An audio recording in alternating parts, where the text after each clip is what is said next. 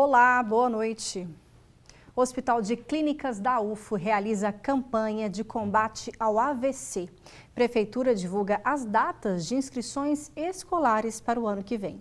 E o jornal de hoje é sobre as mudanças na matriz energética. No estúdio, especialistas vão falar sobre as formas sustentáveis de produzir e utilizar a energia elétrica. Fique com a gente. O Jornal da UFO começa agora.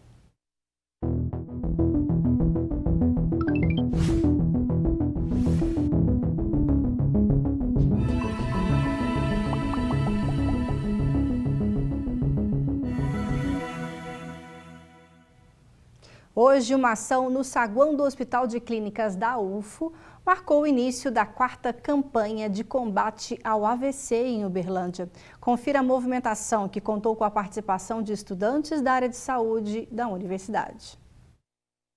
Funcionários do Hospital de Clínicas, residentes e estudantes da área de saúde da UFO receberam orientações sobre prevenção, identificação, tratamento e reabilitação do acidente vascular cerebral, o AVC. É uma sigla para um nome que todo mundo em geral conhece como derrame, né?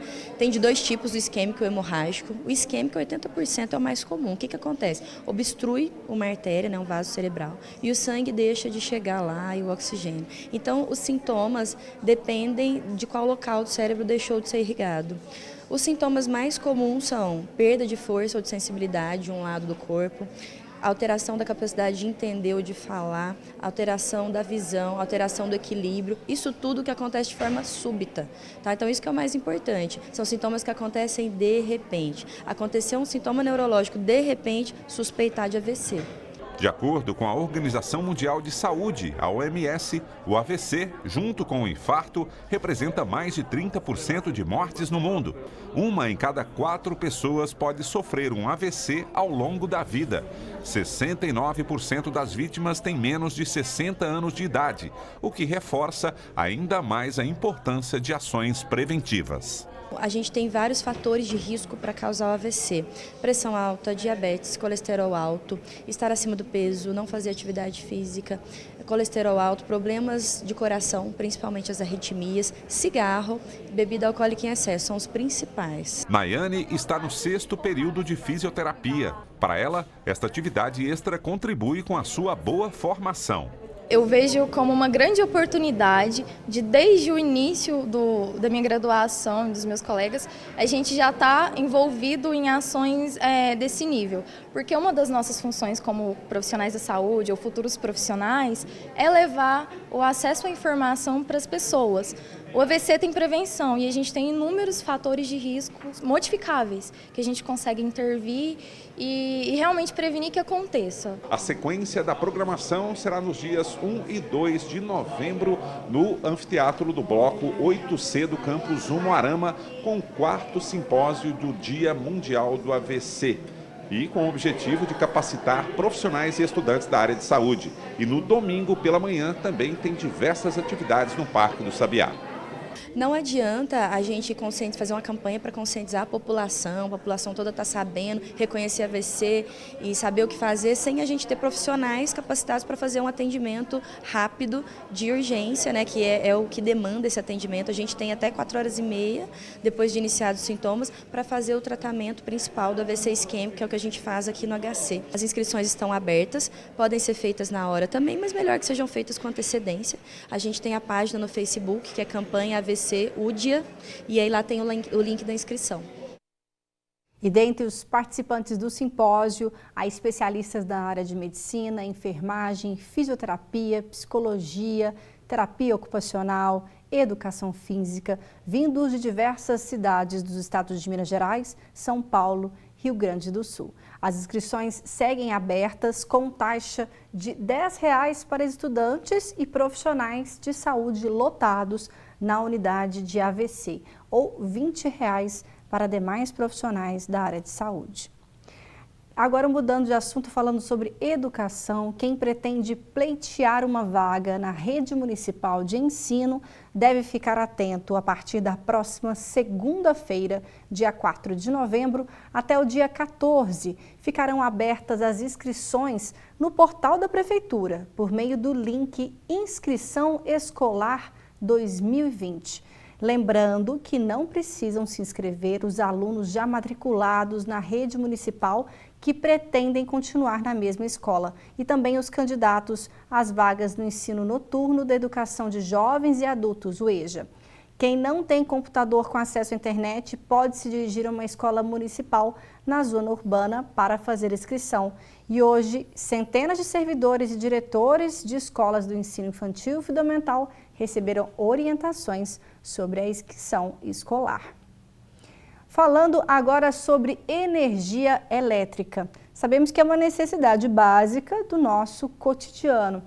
Ela movimenta quase todas as tarefas do dia a dia, seja no ambiente doméstico, empresarial, rural ou industrial, para atender uma demanda cada vez maior de energia. Um setor da economia em plena expansão é a energia solar fotovoltaica, que você confere agora na reportagem de Fernando Cunha, com imagens de Lucas Cardoso. O painel solar é considerado o coração do sistema de energia. Ele capta a energia do sol por meio de radiação e a transforma em energia elétrica de corrente contínua. A energia fotovoltaica hoje, ela serve para empreendimentos residenciais, para o comercial e para o industrial, inclusive o rural. O consumo de energia em grandes propriedades rurais, com pivôs de irrigação, secadores de café, galpões, barracões e todo o processamento que você tem nessas empresas, a energia fotovoltaica tem se mostrado um bom negócio. Este empresário adquiriu o sistema há 5 anos. Ele instalou 32 painéis que atendem a 3 residências e um estabelecimento comercial. Um investimento de R$50 mil. A ideia foi visando a economia, né? Que foi oferecido para a gente esse equipamento. Nós fizemos uma análise, né, com relação ao custo-benefício, valor de investimento, valor de retorno.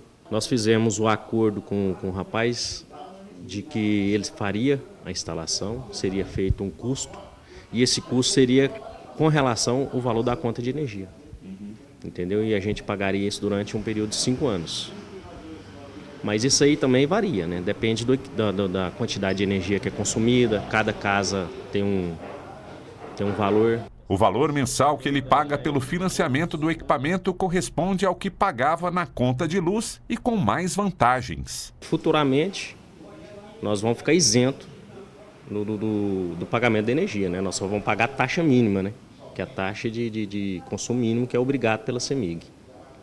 Então, assim, até o presente momento é bem gratificante, bem viável, entendeu? Eu acho que vale a pena fazer o investimento. A quantidade de painéis varia de acordo com a necessidade de cada consumidor, seja ele residencial, comercial, industrial e rural. A vantagem é que você consegue pagar, em vez de pagar o valor da parcela para a sua concessionária de energia, você vai pagar a sua usina e depois que você finalizar o pagamento dela, essa energia para você não vai ter custo mais. Você vai estar gerando a sua energia para o seu próprio consumo. E o excedente hoje, nas regras de hoje, ainda volta como crédito para você usar durante 5 anos. A história da energia solar no Brasil é recente. Somente na década de 2000 é que a tecnologia começou a ser difundida por aqui.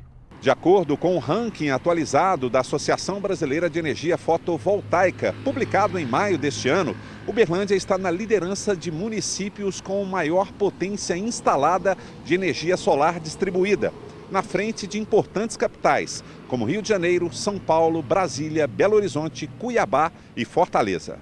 De acordo com a Absolar, Uberlândia acumula cerca de 12,5 megawatts de potência instalada, o que equivale a quase 2% de tudo o que é produzido no país e 8,5% do que é produzido no estado.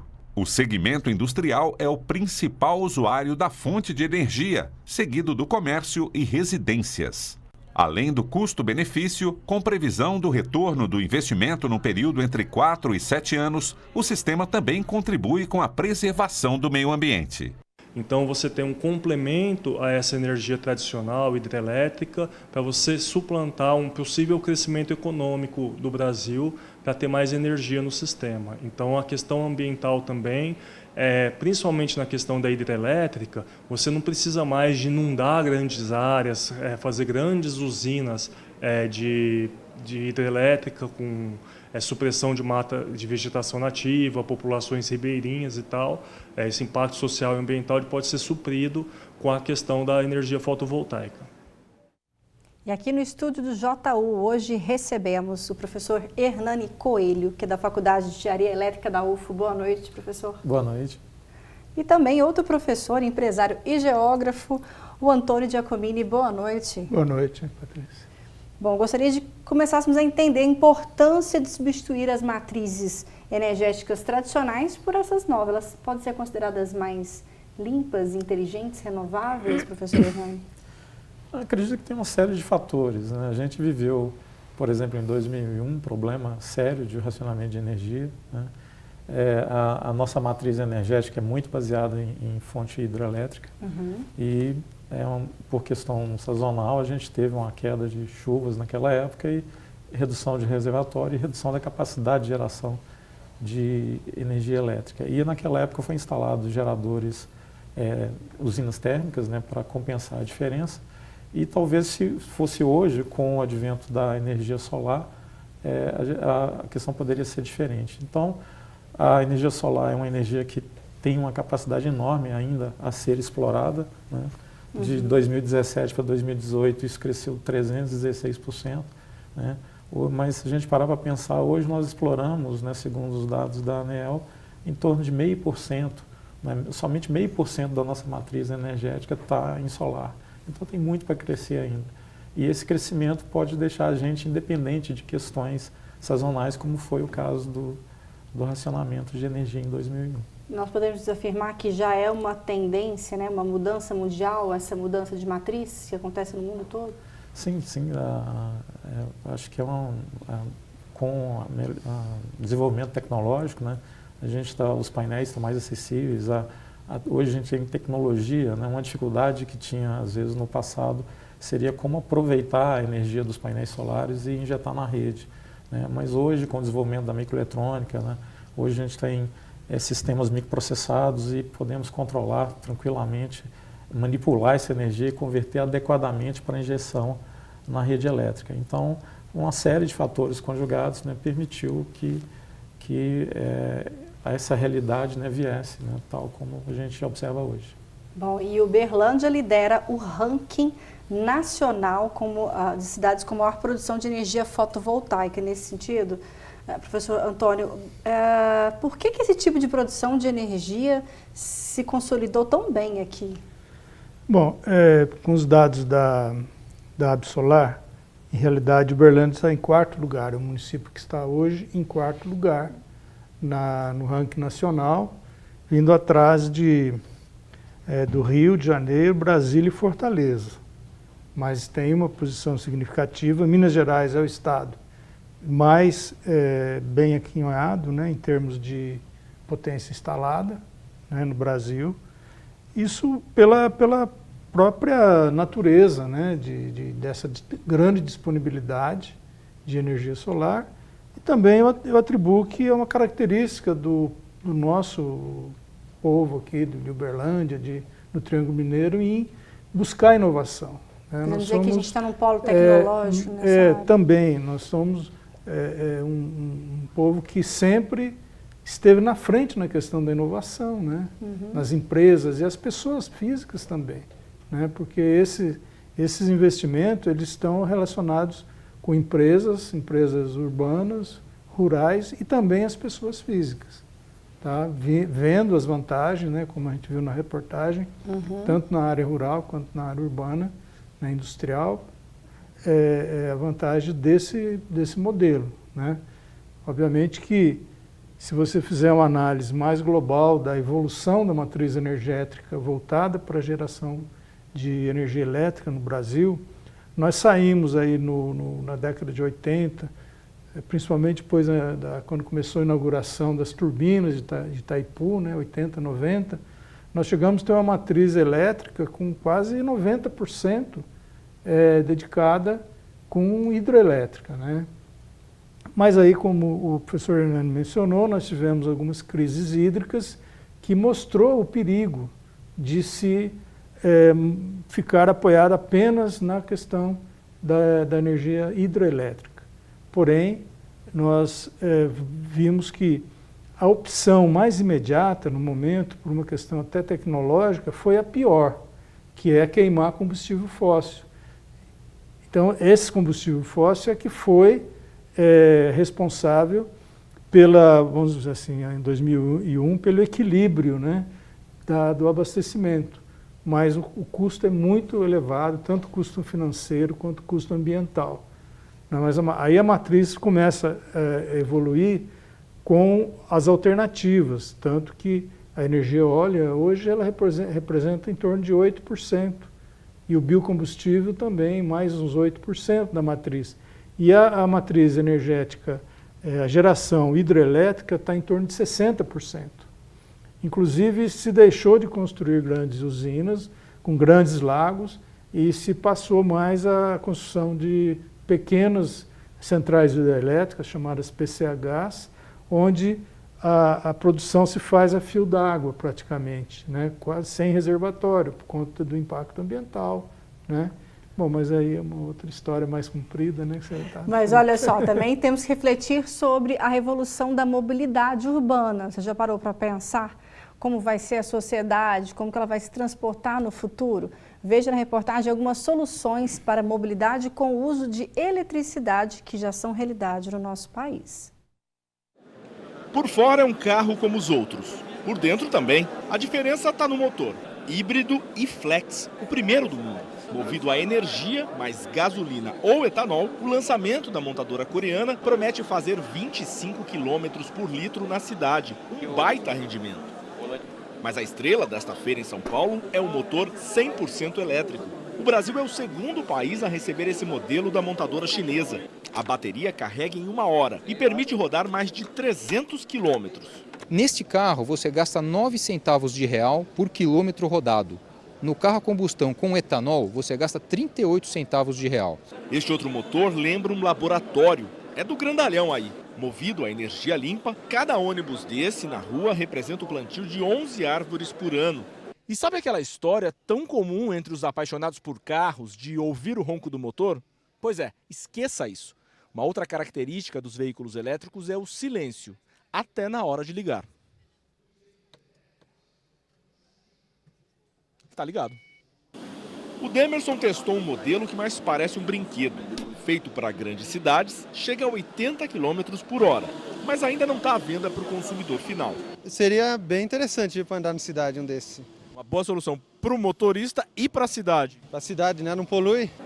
O mercado de veículos elétricos e híbridos vem crescendo no Brasil. De janeiro a agosto foram vendidas mais unidades que em todo o ano passado. Mas o número de automóveis em circulação ainda é pequeno se comparado ao tamanho da nossa frota. Quase 58 milhões de veículos. O que a gente sente muita falta ainda é de infraestrutura de recarga que possa dar segurança de aquisição para os usuários. Bom, então diante desse cenário, professor Hernani, será que na próxima década vamos ver os postos de combustível da forma como conhecemos hoje? Ou a mudança será radical? Eu acredito que não, acho que vai ser bem diferente, né? A gente está, segundo algumas pesquisas, né, a gente está vivendo nesse momento, né, o pico da produção de petróleo, quer dizer, a tendência agora é reduzir cada vez mais e nós precisamos substituir a forma de energia para os meios de transporte. E o carro elétrico é uma solução que está aí, ele funciona, só precisamos fazer viável economicamente para que as pessoas tenham acesso. Uhum. Mas também já é algo que a gente pode dizer que não tem mais volta, não é, professor? Eu acredito que essa evolução é contínua, é muito dinâmica, né? E isso acaba impactando nessa opção, né, que você vai ter. Mas eu acredito que esteja também muito ligado à questão da crise ambiental mesmo, né? Você ter uma opção mais limpa de transporte. Aí é a questão dessa mobilidade que ela não vai poluir o ar, não produz ruído. Isso tem a ver também com a política de Estado de cada país? Muito, muito a ver. Você tem, no caso, por exemplo, do carro elétrico, você tem países, principalmente na Europa, cidades, inclusive, que já têm uma programação para não permitir a circulação de carro movido a combustível fóssil. Né? Londres, por exemplo, parece que é 2024 ou 25, que vai ser proibido, ponto final. Então, na medida que massifica, então o professor Hernando falou da questão dos preços, na medida que for massificando, a tecnologia ela tende a baratear. Excelente. Professora Hernani, quais outras fontes de energia você acha que são viáveis a ser exploradas no nosso país, que também ainda tem muito potencial para crescimento? Não, sem dúvida, hoje o potencial é a energia solar. Né? É a que tem talvez mais... É a que mais cresce. Mais cresce atualmente. Né? Agora, a questão do carro elétrico, um fator importante que às vezes a gente deixa de observar, é que o uso do carro elétrico é verde, mas o seu descarte requer cuidado, porque nós temos ali uma bateria, né? Quer dizer, o volume de bateria de um carro elétrico vai ser muito maior que a bateria que hoje a gente tem no carro. Então vai ter que ser pensado nessa solução também. Nós temos que pensar no descarte dessa bateria e também no aspecto que hoje, na atualidade, nós não temos condição de mover a nossa frota de combustível fóssil para elétrico, porque o nosso sistema elétrico não suportaria essa mudança. Então nós temos que nos preparar para ela. É uma mudança que vai acontecer de forma gradativa. Mas provavelmente não tem mais volta. Né? Acredito que não se trate de substituir um pelo outro, mas fazer uma composição. Porque nós temos as plantas hidrelétricas que estão aí funcionando e devem continuar funcionando.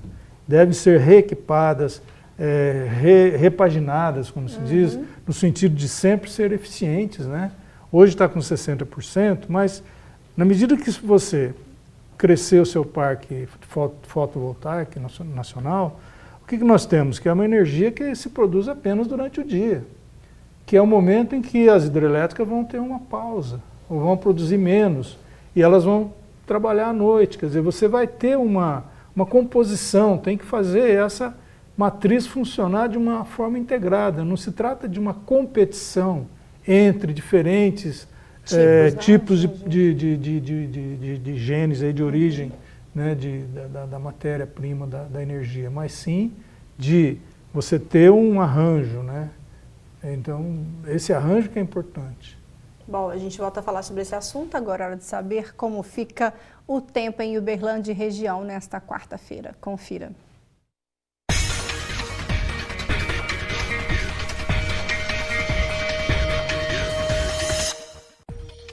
A quarta-feira deve ser chuvosa em Uberlândia, temperatura mínima de 21 graus e máxima de 32. Previsão de pancadas de chuva em Monte Carmelo. As temperaturas variam entre 21 e 32 graus. Dia de chuva também em Patos de Minas. Por lá, a mínima fica 21 e a máxima 32 graus. Em Tuiutaba deve chover. Os termômetros marcam entre 21 e 37 graus. Possibilidade de pancadas de chuva na cidade de Prata. Temperaturas entre 21 e 35 graus. Agora veja as oportunidades do quadro Mercado de Trabalho. Há vagas disponíveis em Uberlândia. Confira.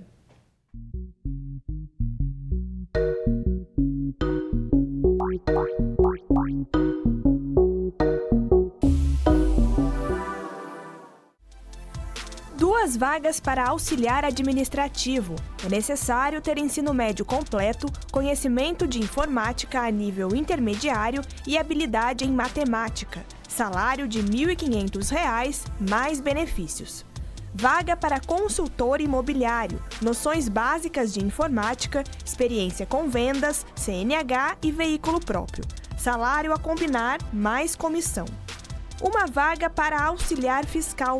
Os candidatos precisam ter ensino médio completo ou estar cursando ciências contábeis. O contratante ainda pede experiência na função e conhecimento no sistema Mário Monteiro. Remuneração de R$ 1.500 e benefícios.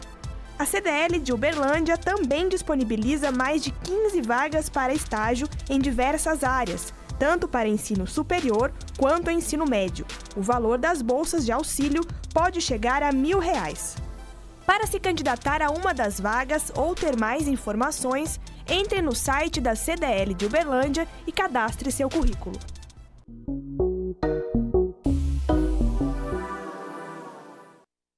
E o JU de hoje falou muito sobre a mudança da matriz energética, uma tendência que vimos no Brasil, acontecendo no Brasil e em todo o mundo. Bom, gostaria de encerrar perguntando agora para os dois, né? Nós estamos chegando na parte final do JU.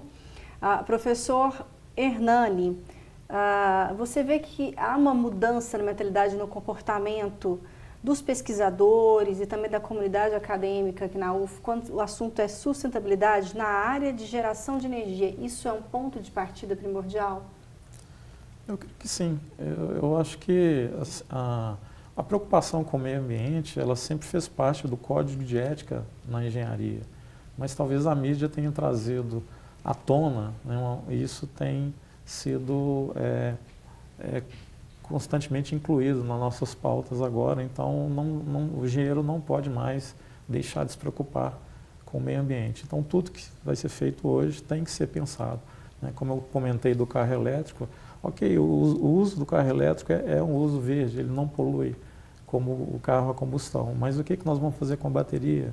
Né? Então a gente tem que, essa preocupação ela existe na engenharia, é uma constante. E as pesquisas não faltam, então, nessa área, né? Tem muito ainda que... de certa forma, com a chegada das fontes alternativas, né? A energia solar, a energia eólica, houve uma necessidade de integrar a energia gerada por essas fontes alternativas ao sistema elétrico convencional. E é justamente nesse ponto que eu trabalho, né? Eu atuo no meu grupo de pesquisa, seriam formas de tornar mais eficientes o aproveitamento dessa energia e como conectá-la no sistema convencional de energia. Então, hoje a gente está criando, muito se fala, né, como comentei com o professor, da geração distribuída, né, e a geração distribuída nos permitiu criar o que nós chamamos hoje de micro-redes, que é a área onde eu atuo. Então, a gente vai ter o sistema elétrico convencional, a rede, e a micro-rede composta com esses geradores com fontes alternativas. E na falta da rede convencional, a gente poderá trabalhar com essa micro-rede, como se fosse uma fonte ininterrupta de energia. Né? Vamos ter que fazer um jornal específico sobre isso, para você explicar para a gente. Eu fiquei curiosa já. Então, isso é uma realidade, né? Tem uma série de pesquisadores trabalhando só no desenvolvimento dessa dita micro-rede. Olha só, micro-rede. Então aguardem que nós vamos explicar mais sobre esse assunto no JU, hein? Professor Hernani Coelho, muito obrigada pela sua participação com a gente aqui hoje, viu? Eu que agradeço o convite e a oportunidade de participar. Que bom. Agora, professor Antônio, também gostaria que você fizesse essa reflexão com a gente no final aqui. Como é que fica o mercado nessa história toda? Né?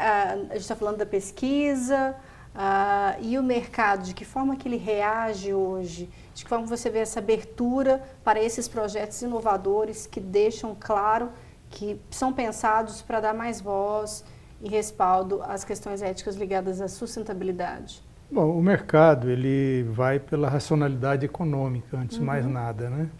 Você tem que, no caso específico da fotovoltaica, na medida em que os componentes eles se tornam com preços mais acessíveis, o consumidor, né, então ele aquece esse mercado, a demanda aumenta.